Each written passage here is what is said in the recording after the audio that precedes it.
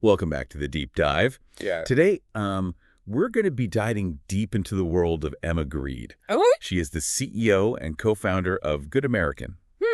And she's also a founding partner of Skims. Oh. And we're really going to be unpacking her journey to the top. Okay. And I think this is really interesting because it's not your typical rags to riches story. Right. So get ready to discover how she built her business empire while staying true to herself. Yeah. And also her rule of thirds, which I think can really help all of us navigate the ups and downs of life. You know what really struck me about Emma's story is how her journey really starts in East London. Yeah. And it wasn't all glitz and glam, Right. but that environment really instilled in her a real sense of honesty and authenticity. Okay. And yet amidst that reality, she had this burning desire to break free and achieve something bigger.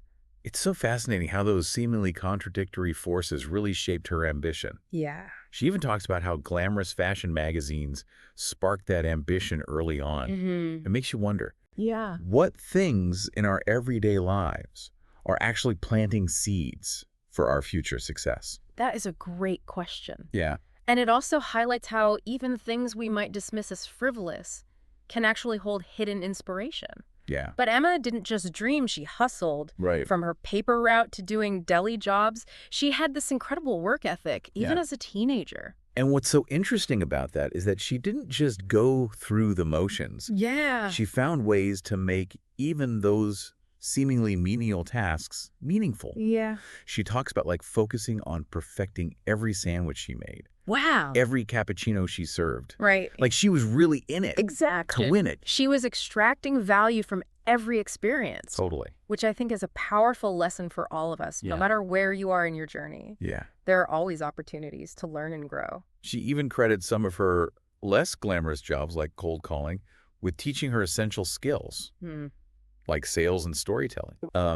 Skills that would later prove invaluable in her entrepreneurial journey. Absolutely. Yeah. It underscores the point that even experiences we might dread can teach us something valuable. For sure. But her path wasn't without its challenges. Right. Dropping out of school at 15 left her with what she calls an inferiority complex. But instead of letting that hold her back, she flipped that perceived weakness into fuel. Right. And that brings us to her rule of thirds, Yeah. which I think is such a powerful concept. It's brilliant, really. Yeah. She believes you should expect to feel happy, okay, and absolutely crappy in equal measure. Yeah. And that's normal. Yeah. It's a realistic view of the entrepreneurial journey and Right. honestly life in general. It's so refreshing to hear someone acknowledge that success isn't always linear. Yeah.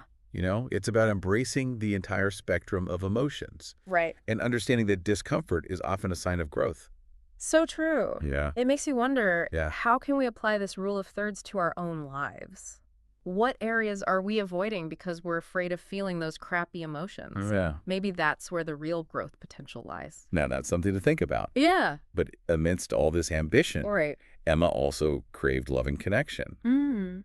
She talks about actively pursuing love in her younger years, Yeah. getting married at 25, and building a partnership with her husband that was based on mutual understanding and support for each other's dreams. It's amazing how they navigated those early years together. Yeah. Traveling the world, starting a family, and eventually running businesses side by side. Yeah. It highlights the importance of having a partner who understands and supports your ambitions. And who's willing to take those risks alongside you. Right. Yeah. Their story really emphasizes the power of shared experiences and projects in a relationship, Absolutely. especially when both partners are incredibly driven.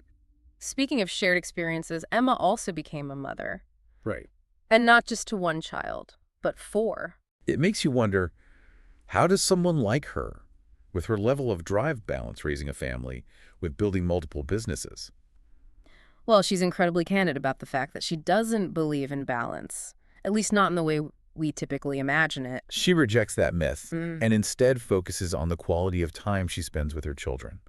It's a realistic take on motherhood, acknowledging that there are always trade-offs and encouraging women to let go of unrealistic expectations. And to focus on what truly matters. Yes. She emphasizes cherishing those small but perfect moments with her children. Right. Like impromptu playtime in the garden, rather than stressing about creating those perfectly curated Instagram moments. Which is such a powerful message in a world that often glorifies perfection and hustle over everything else. It's refreshing to hear a successful entrepreneur talk about motherhood so honestly. Yeah. She's not afraid to admit that she's not perfect, Right. and that she relies on support systems. Yeah. It makes her journey feel more relatable and achievable for other women juggling similar ambitions. Totally. Well, let's rewind a bit and talk about Emma's entrepreneurial journey. Okay. You know, it's interesting because she didn't grow up surrounded by entrepreneurs. Right. No one in her immediate world owned their own business. Right. So how did she make that leap from employee to entrepreneur? It wasn't a carefully crafted plan, that's for sure. Right. She talks about reaching a point where she was fed up with feeling undervalued and underpaid. Yeah. It was that classic aha moment where she realized, Right. if I want something better, I have to create it myself. It's that spark of realizing you have the power to change your own circumstances, Exactly. but it takes guts to walk away from a steady paycheck and dive headfirst into the unknown. Absolutely. And Emma admits she wasn't afraid to fail. She had very little to lose at that point and knew she could always find another job if things didn't work out. Right. But more importantly, she had this deep-seated belief in herself and her ability to figure things out. It's that why not me attitude that propels so many successful entrepreneurs forward. But even with that confidence, she still faced setbacks, right? Oh, absolutely. Yeah. She even talks about a business venture that completely flopped. But instead of letting that failure define her, she dusted herself off, learned from her mistakes, Yeah. and kept going. It reminds us that failure is not the opposite of success. It's part of the process. Exactly. And she didn't let those early setbacks dim her confidence. Right. She talks about having to fight to be taken seriously, especially in male-dominated boardrooms. There's this great anecdote where she talks about having to convince investors to call their wives or daughters to get a better understanding of the problems she was trying to solve with her products. Oh, wow. It highlights how important it is to have the courage to stand up for your vision, even when others don't initially see it. It's like, come on, guys, you're not the target audience here. Right. But she didn't just talk the talk. She walked the walk. Yeah. Her brands, particularly Good American, reflect a deep commitment to inclusivity. And it's not just surface-level inclusivity, it's baked into the DNA of her brands. Totally. From the design and sizing to the marketing and branding, everything is geared towards representing a wider range of women. And that authenticity resonates with customers. It does. It's not just a marketing ploy.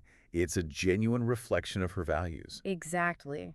It shows that when you're truly passionate about solving a problem, you find a way to make it happen. Yeah. And that passion is evident in how she talks about selecting problems to solve. It all starts with her own experiences. She finds solutions to problems she's personally faced and then figures out how to scale those solutions to a wider audience. Right. It's this incredibly customer-centric approach that sets her apart. And it's driven by her deep-seated desire to create products that people genuinely love and connect with. Yeah. She even mentions the thrill she gets from seeing her products resonate with customers. Especially those who felt overlooked by the fashion industry in the past. Yeah. It's clearly more than just a business for her. It's about making a real impact. It makes you wonder what problems in our own lives are waiting to be solved. Right. What solutions can we offer that might resonate with others? Yeah. Emma's story is a reminder that we all have the potential to make a difference. Absolutely. But even with all this success, she doesn't shy away from talking about the challenges. No. Right? Running multiple businesses and raising a family is no walk in the park. Yeah. So how does she manage the stress and avoid burnout? She's a big advocate for self-care. Okay. She has a strict routine that includes waking up early for exercise, meditation, and expressing gratitude. These aren't just buzzwords for her. They're non-negotiable practices that ground her and help her manage the demands of her busy life. It's a powerful reminder that success shouldn't come at the expense of our well-being. Totally. We have to prioritize self-care, even when we feel like we don't have time for it. We talked about Emma's dedication to self-care, but how does that actually play out in her daily life? You know, how does she find those pockets of peace amidst the chaos of running multiple businesses and raising a family? Well, it goes back to her rejection of the balance myth. Right. She's incredibly honest about the fact that she doesn't strive for some unattainable ideal of having it all. Yeah. Instead, she focuses on being present in each moment Right. and prioritizing what truly matters. So it's less about achieving a perfect split between work and life and more about making conscious choices about where to focus your energy. Exactly. And she's a big advocate for women being more selfish with their time and energy. Not in a negative way, but in a way that allows them to pursue their passions and prioritize their well-being. It's about recognizing that You can't pour from an empty cup. Right. You have to take care of yourself first in order to show up fully for others. And she doesn't just talk about it, she walks the walk. Yeah. She's incredibly disciplined about her morning routine, Yeah. waking up early for exercise, meditation, and expressing gratitude. It's a reminder that those small, consistent actions can have a huge impact on our overall well-being. Yeah, And she doesn't stop there. right. She emphasizes the importance of finding joy in the everyday moments. Yes. Whether it's savoring a cup of tea or spending quality time with her loved ones. It's about cultivating an attitude of gratitude and appreciation, even amidst the busyness of life.